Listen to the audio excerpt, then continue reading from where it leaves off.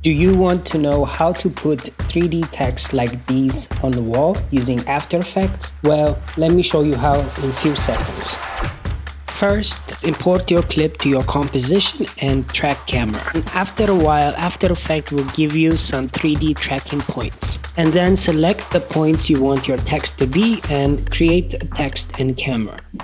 After that, position your text using the X, Y, and Z axis. Then go to your text layer.